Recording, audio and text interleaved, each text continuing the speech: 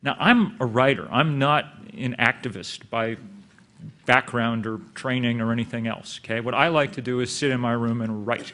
But at a certain point last summer, I became really despairing about how little was going on. I mean, everybody had seen an inconvenient truth, and yet still we weren't seeing any kind of legislative change. So I called a few of my friends in Vermont, and I said, we've got to do something, and will give you a measure of what a poor activist I am. I said, let's walk up to Burlington, which is our main city, and we'll sit in on the steps of the federal building, and we'll get arrested, and there'll be a story or something, you know, and we will have done something. My friends are, you know, understand me and are nice. Okay, we'll do it. But one of them called up to Burlington to ask the police what would happen if we did this, and they said, essentially, nothing will happen. You're welcome to sit on the steps for a very long time.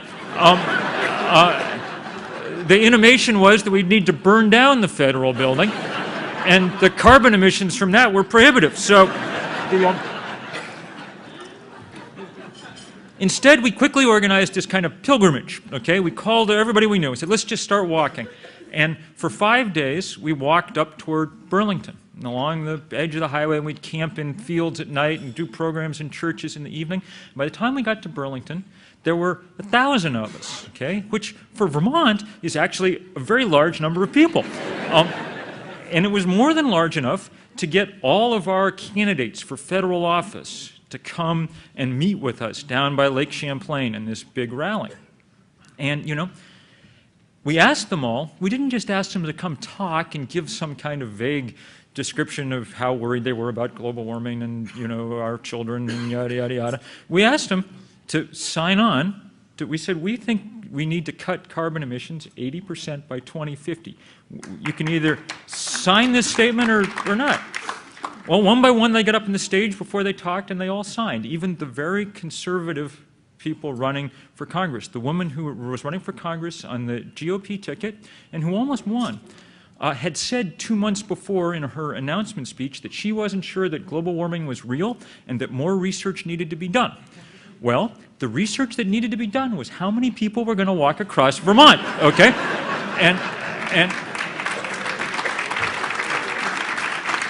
And that's the way it's supposed to work. That's how democracy is supposed to work, and it was very good. The only sad thing was to read the paper the next morning and see in the story one of the stories saying that this 1,000 people might have been about the largest demonstration on climate change that the country had yet seen, okay? And we thought, you know, can we do this beyond Vermont? Can we figure out how to do this?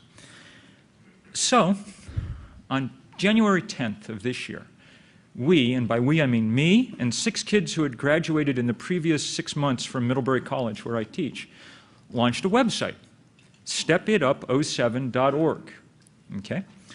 And we asked people to organize rallies around the country for April the 14th.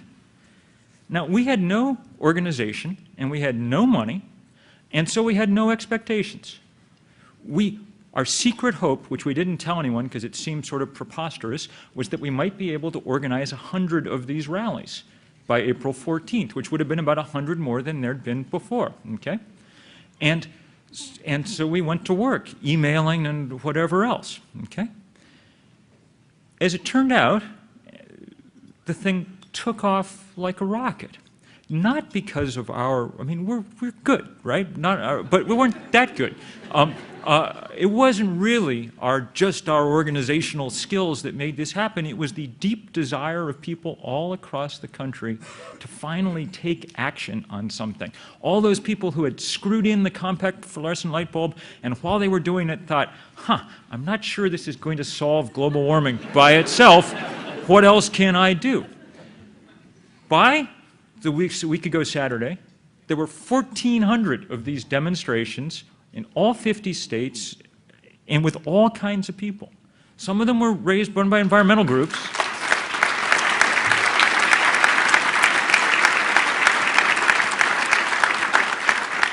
Some were environmental groups, some were evangelical congregations, some were sorority chapters. We had, you know, someone who wrote in and said, I'm turning my bar mitzvah into a Step It Up rally. In fact, the incredible creativity that people displayed was evidence of the depth, I think, of the way that people have been thinking about this. People in Jacksonville, Florida, hired a crane and lifted a yacht 20 feet into the air to show people where the sea level would be if, Greenland slid into the ocean. Out west, people, groups of people did these 3- and 4-day ascents of these difficult-to-reach dwindling glaciers high up in the Rockies and then skied in formation down them. In lower Manhattan, we had thousands of people dressed in blue shirts who formed a sort of sea of people to show where the new tide line would fall along the Battery if sea level began to rise. Maybe the most beautiful of all was underwater off the Florida Keys, where all sorts of people, scuba divers, went and had an underwater demonstration off the coral reefs, which aren't going to be there in 50 years if the ocean temperature continues to rise. And the one thing that everyone agreed on, and here's where the first bottom line for what any deal I think is going to look like needs to be, the one thing that all of them agreed on was the idea that we needed, and what all the signs said in every place, that we need an 80% cut in carbon emissions by 2050 in this country, okay? Now that's a lot. That's transformational, okay? It's also only 2% improvement a year for the next 40 years. By some standards, it doesn't come quickly enough.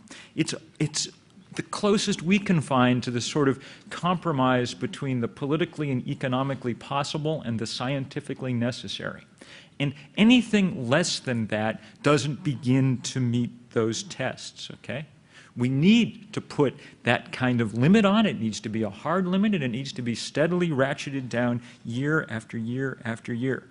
If that happens, then there'll be a strong enough signal, maybe, sent into our financial markets, into our economic planning, and into our own individual personal psyches to begin to drive change on the scale with which we need to operate.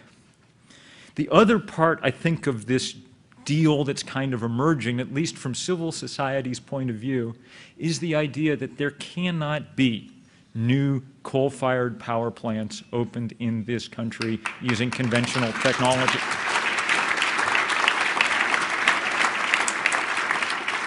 There are roughly 150 such plants on the books.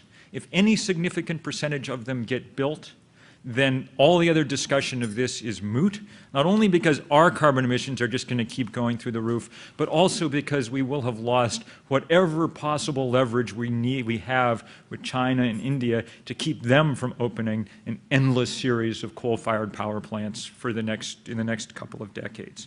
Okay? When we started doing this in January, a lot of people said, well, that 80% figure is too radical, okay? You should pick some easier target and, that's how you do this sort of thing. We didn't, because it was scientifically necessary to go at that level. That's what people like Hansen tell us. And really, even in the course of this winter, partly because of what we've done, but more because of what the Supreme Court's done and what the IPCC has reported, and on and on and on, it's become way more politically realistic. The first of the major presidential candidates to announce their position on the energy and the environment, the only one to do so so far, is John Edwards. And when he released his report 2 weeks ago, he said we need an 80% cut in carbon emissions by 2050. He will not be the last of the presidential candidates to do that, I don't believe. And he came and spoke at one of these rallies in Florida and got an enormous reception. And indeed, on that Saturday, there were at least 40 members of the House and Senate who showed up at these Step It Up rallies around the country and were signing on to just this kind of commitment. How exactly we get there, how exactly we do that 2% a year, we could talk about that for a very long time, and I know that you all are talking about it and thinking about it. For the moment, and in the context of this short talk, the only thing I'm going to say is that we need to set a hard goal like that and then get to work. We don't know precisely what mix of technologies over the next 40 years will get us there, okay? But we do know that it's important to start setting some kind of overall goal so we can begin to discriminate, among other things, on economic efficiency grounds between those various possible competing technologies.